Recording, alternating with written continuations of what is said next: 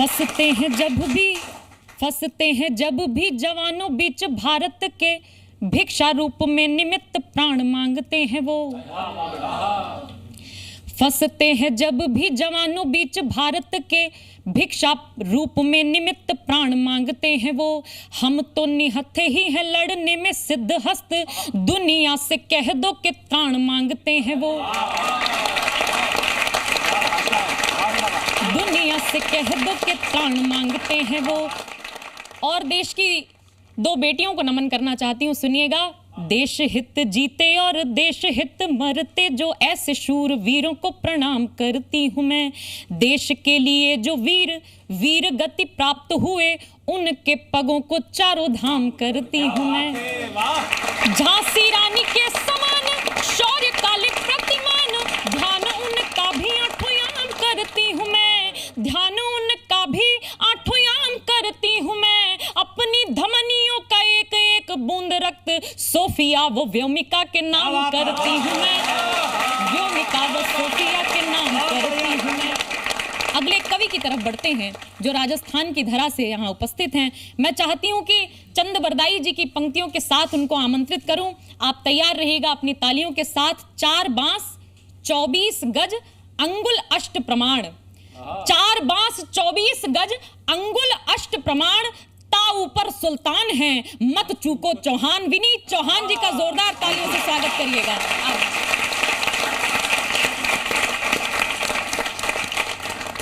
धन्यवाद, आभार साक्षी। बहुत कवि युद्ध का ये सीजन 2 है। मैं प्रथम का भी और द्वितीय का दोनों का साक्षी रहा हूं, और साक्षी इस बार मौजूद है।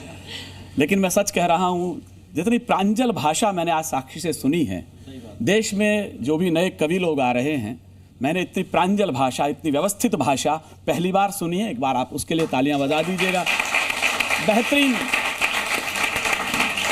न केवल बेहतरीन संचालन उसने किया है, बल्कि जिस शिल्प और कथ्य की भाषा से उसने नए विषयों पर अपनी वाणी रखी है, मैं उसे बहुत बहुत शुभाशीष देता हूं कि आने वाला आकाश एक नई व्योमिका का इंतजार कर रहा है। क्या बात है।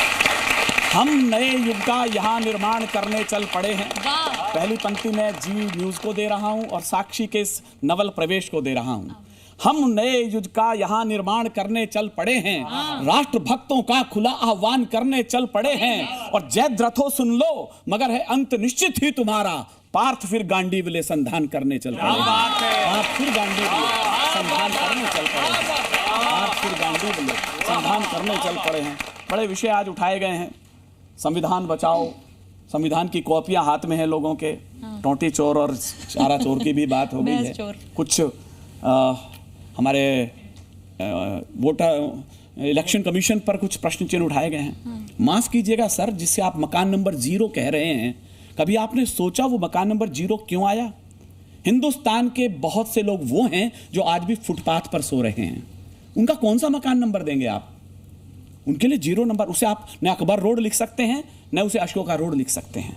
कुछ चीजों पर कुछ अनावश्यक प्रश्न भी उछाले गए हैं।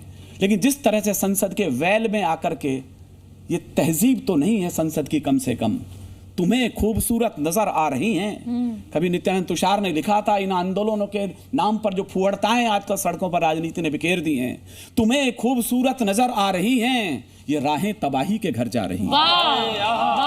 2 लाइन समझ लीजिएगा कि भारत के लोकतंत्र को ग्रहण लग रहा, कौन रहे कुर्सी पे हो रहा बवाल जी।